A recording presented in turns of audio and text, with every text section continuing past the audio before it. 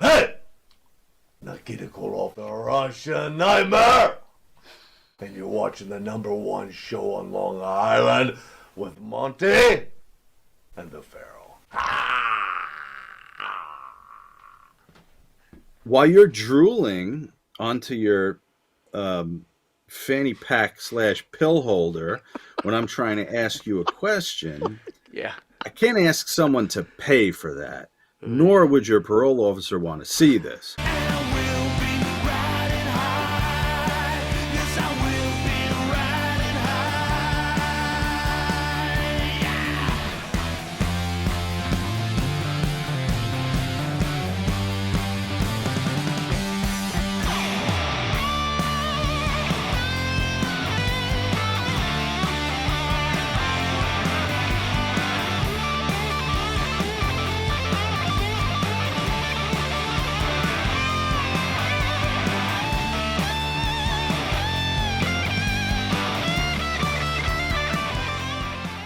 Welcome back to Long Island's #1 pro wrestling broadcast, Monty DeFaro, only seen here out of Indie Music TV, straight out of Ronkonkoma, Long Island, where we're welcoming the great Sean Oliver. Sean, thank you for joining us, my friend. Yeah.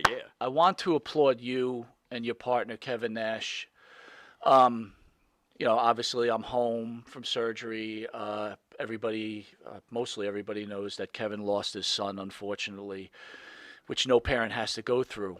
But shockingly enough to me, finding out that you guys put on a show, and I got to tell you how emotional for me personally, listening to that show as I'm doing my laps around my backyard, listening to you and Kevin discuss that situation. And I can clearly make this statement that Kevin Nash is 5 times the man I am, because I never could ever do a show after something like that. And you're 5 times the man I am, because being a host and being able to keep it as light as you did, but as serious as you did, all I can say is I'm in awe of you, sir, and in awe of Kevin. Any remarks? Well, thank you, first of all, but all right, so it was like a 2-day process. I knew that Tristan was taken to the hospital. I knew that it wasn't going well, and then I knew he passed.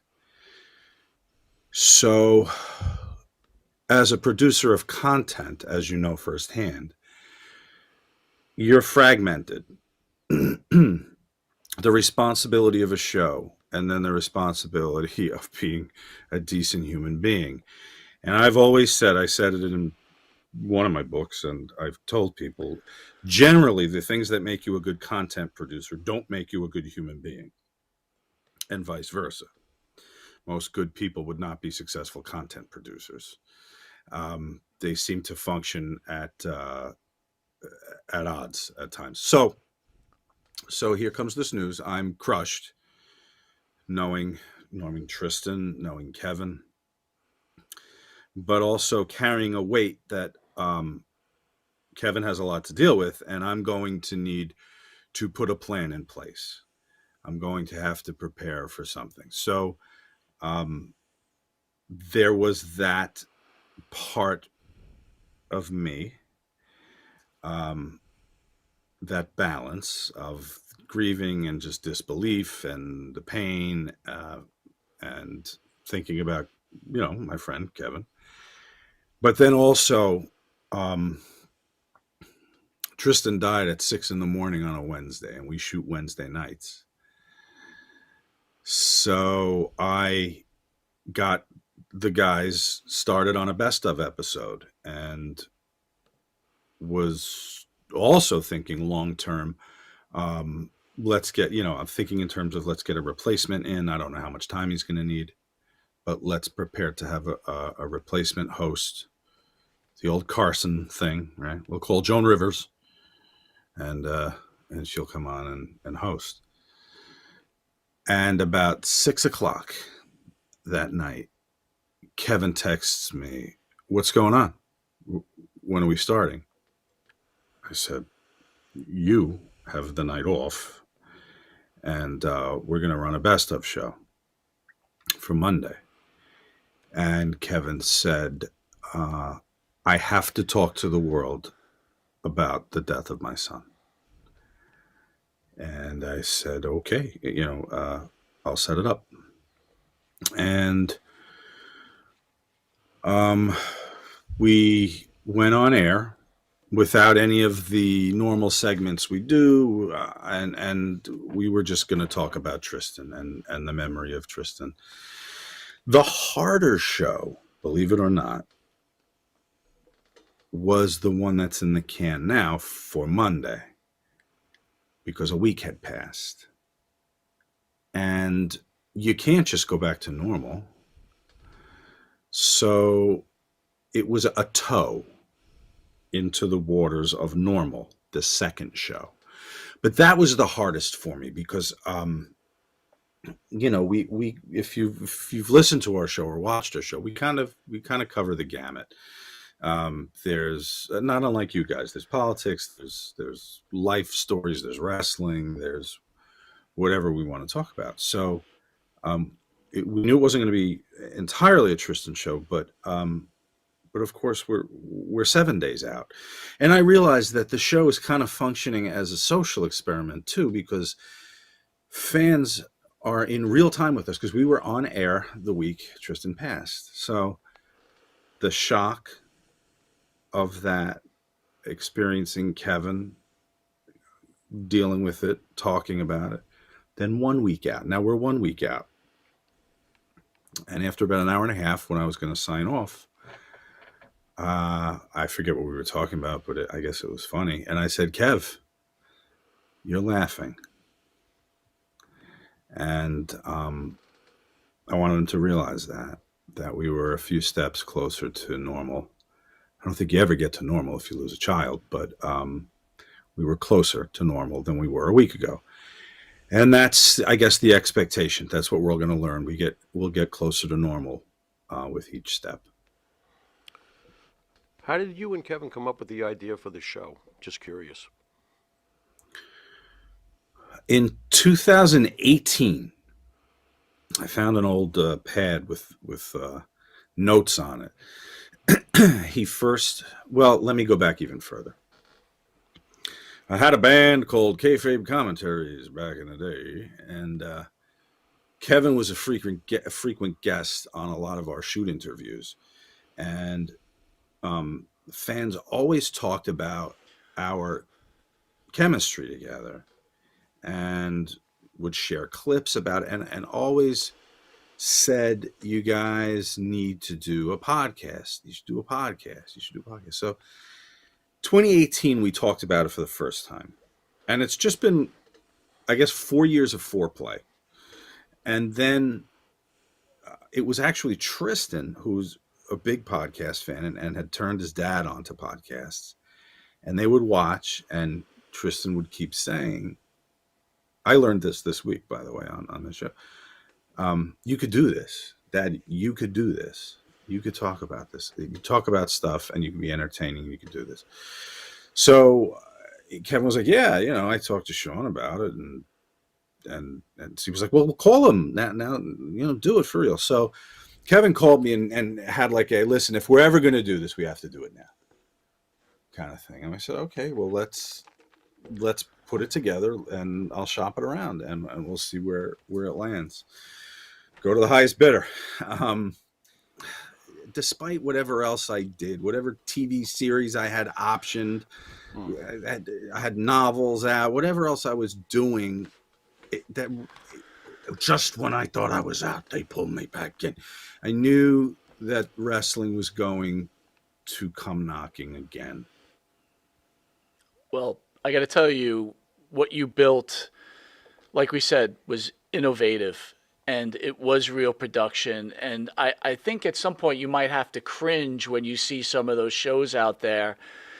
And like almost any wrestler will do any show now. I guess if you pay enough, they'll do anything, and it just looks like total dog. So I cringe. Are you cringing? Look at him. He's cringing. It's boy, it's a tough thing. If you're going to ask someone to pay for something, and this was always where I was with the production value aspect of this. And even when a talent came on and laid an egg, I'm like, I can't ask somebody to pay $20 for this. So, talent A, while you're drooling onto your fanny pack / pill holder when I'm trying to ask you a question, Yeah. I can't ask someone to pay for that, nor would your parole officer want to see this. So I'm going to take a loss today and cut you loose to go on your way, and we can do this another day. See, that's kind of funny because differently, what we do is we just let it run. Do what you want, say what you want, act what you want, and get us suspended. Right. But we're going to show it. Yeah. What I think is happening, and I'm not in any way condoning it or saying that there's justification for it, but political discourse, people disagreeing about politics, has been the cornerstone of programming for decades. Yep. From when they first started televising presidential debates in the 60s, up through magazine news style programming in the 70s, like 60 Radio, Minutes and whatnot, Bob Grant and such. through the radio. 80s, 90s. Yep. You could have Republicans, Democrats, conservatives, liberals debating, bringing up points. What has happened in the last 6 years is there's become a vile permission on the part of some extremists on both sides Understood. Yep. Yep. to personally attack, Right. belittle, cancel Sure. people that they don't agree with. Simply, they've done no personal harm. Bingo. They don't agree with my ideology. Right. So political discourse has now become personal conflict. And what does that bubble into? It bubbles into January 6th at the Capitol. It bubbles into things like this. So media sources are panicked. Right. Whereas at one time, you could have a kooky Missy Hyatt opinion. I don't know what she said on your show, but I know Missy, so I know it was kooky. Right. You're on. You could air that Right. as a counterpoint and debate it with her. Nowadays, the media says, oh my God, people are going to take to the streets. It's really become the mentality. So I think that they are hypersensitive. I think the media is hypersensitive to that kind of political disagreement because in this day and age, it has spawned so many irresponsible people who don't understand, hey, Chip, people disagree with you. And they have their reasons that they feel are as valid as yours. Right. And it doesn't give you the right to go after them as a person. And you thought this was going to be a fun, jokey interview, huh? Right? Where's all the Virgil's penis questions? Virgil's penis. Oh, no, the Eric Sim penis questions are coming. The Eric Sims penis questions. He has one? There you go. Kudo, bam. Oh man. Hello. Holy matzo ball. Was Matzo there ever Oh, any? matzo ball. I couldn't help myself. Oy. Was there any interview ever where? Okay, I know I'm asking you a rough question, but screw it. I only get to talk to you once, maybe twice, if you decide you like us. Was there any interview where you just couldn't stand the wrestler as a person, and you were like gritting your teeth, like this guy's a douchebag? Did you ever have anybody like that? No. Oh, look at you.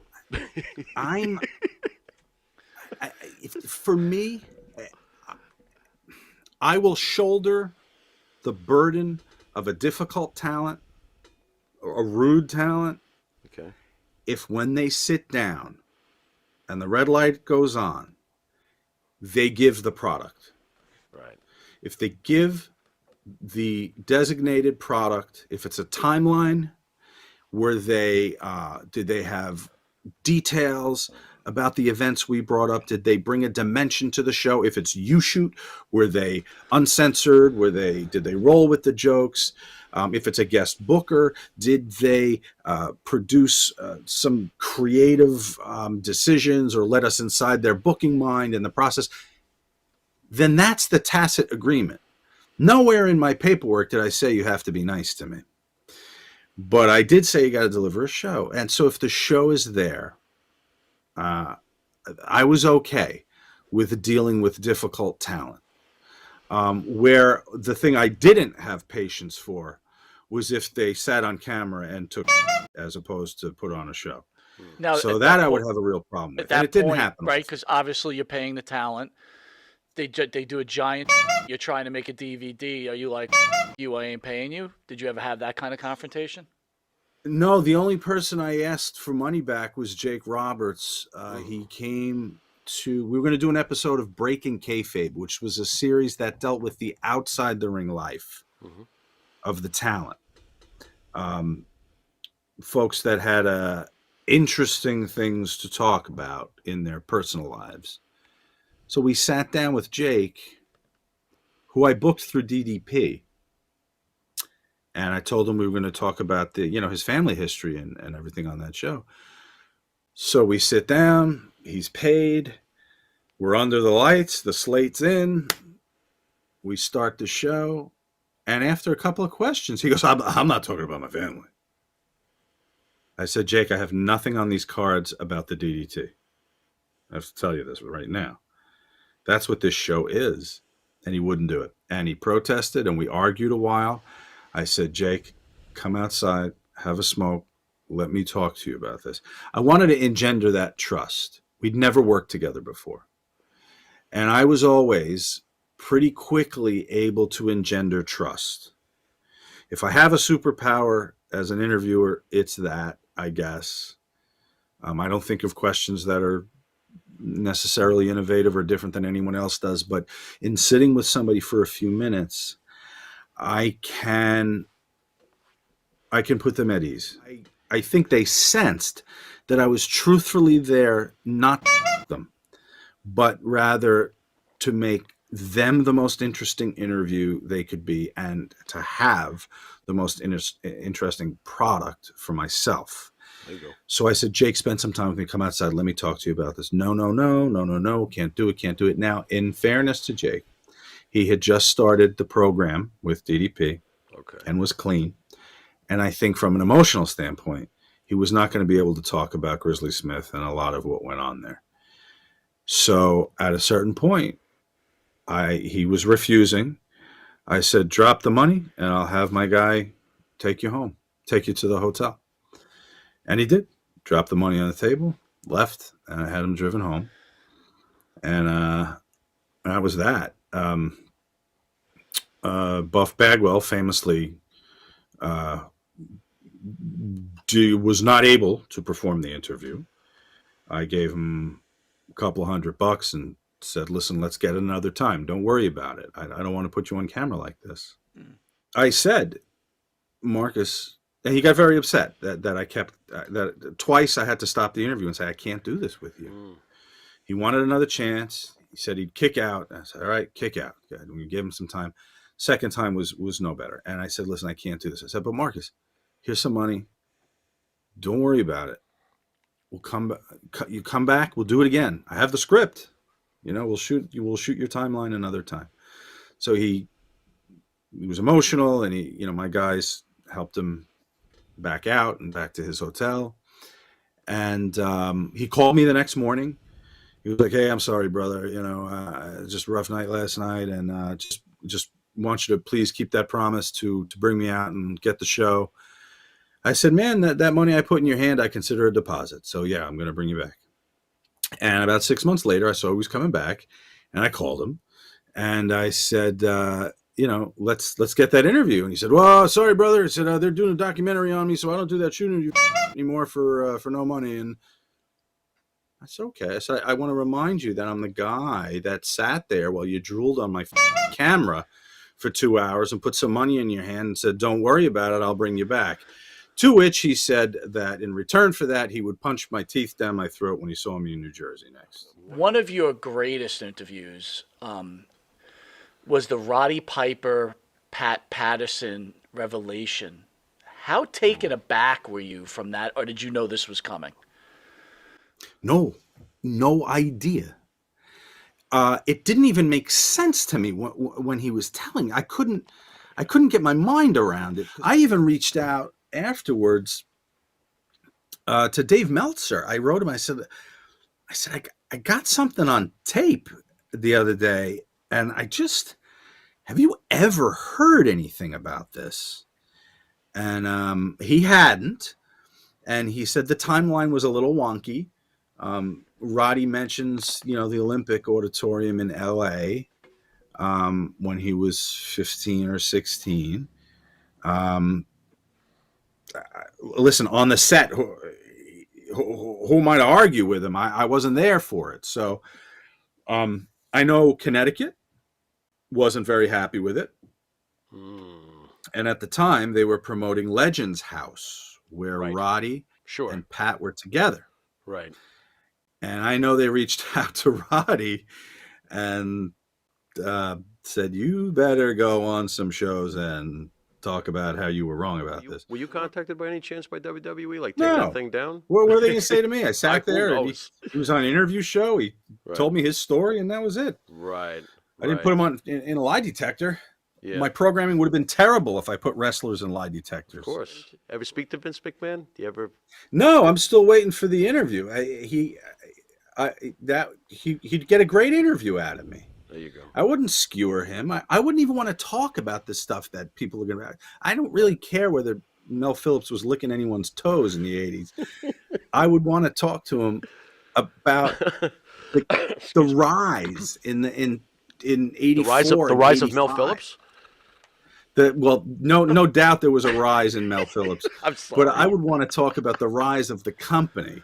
Yeah. And just how that all came together, the Cyndi Lauper and Hogan and the merchandising and buying out the cable the smaller stations and going national. I could spend 5 hours talking to him about 1983, 4, and 5 in WWE. So Vince, when you call, that's what we're going to cover. There you go. Right, don't worry about it. I don't care love to about see it. $12 million checks, whatever's going on over there. I don't care. Do you have a favorite interview? Is there anything that makes your old warm and fuzzy in your tum tum, as has been said? The Roddy one that you mentioned, I have a soft spot for because I was such a Roddy Piper mark as a kid. I valued the workers that were captivating and charismatic on the microphone. I don't care that Roddy had a 4-move set. That it wasn't important to me. And guess what? It wasn't important to all the arenas he was selling out and the pay-per-views, including the first WrestleMania, which put WWE on the map as far as that format went, the periodic pay-per-view. If I was able to access the fan in me, if I knew the talent I was sitting with from my days watching them, it made for a better interview.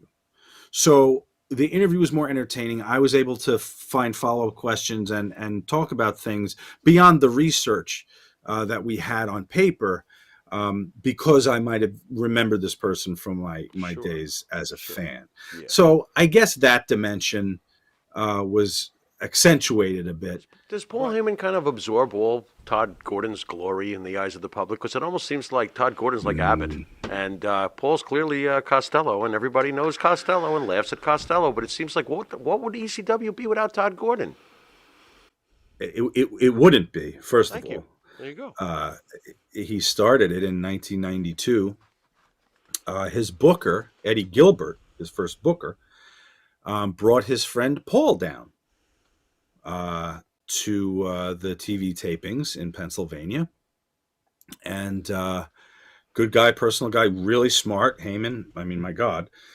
And Todd put him on TV doing a manager thing. And Paul, from the beginning, said, don't pay me. I'm coming down with Eddie, and I'll do some stuff for you here, but don't worry about it. Don't pay me. and they'd formed a friendship, and really that was the foundation of the Todd and Paul story, was their friendship, and just an amazing team for that product. They were perfect for that ECW product. Sean, I know that you are a novelist of horror, and you have 3 books out currently regarding thriller/horrors. So you wanted something out of left field, and you didn't want something to go off the rails. Too late. Have you seen Halloween Ends? That's the I Pharaoh's did. final question. It is, and he's got an answer. What a steaming pile of an right? I hope. Hold on, though. Uh-oh, he likes If you it. can divorce yourself, Oh, no. You're not going to do this, are you? as we've all had to do, if we're fans of classic horror, Halloween, Friday the 13th, if you can divorce yourself from any kind of linear connection to Halloween of 1978 and just take it for what it was, it was an interesting commentary and a little bit of metaphor in there about the evil that lives in the hearts of people. Of you and me. Some burst into houses with knives, some Right. burst into the Capitol. Right. And I got you. it's an examination of the evil around us. Okay. Okay, that's fair. I don't even know what you How's two are that? Does it talking sound like about. I work You for the like this goddamn movie, film or you company? I don't me even like- know what you two are It talking was about. 20 minutes of Michael Stupid. Myers. It was Guy runs stupid. around with a mask and he kills people and he can't die. It's Leave done. Michael alone. Anyway, He's got your first. here's my question. Aye. When is the biography on Eric Sims going to be written by you? That's your And what question. can we look forward to in that biography? And who do you think will write the introduction to that biography? It's off the Now, wall. that's I'd be a happy to. I'd be happy to write the introduction of the 7-page pamphlet called The Eric Sims Story. You'll love Chapter this. 1, erectile dysfunction. Ooh.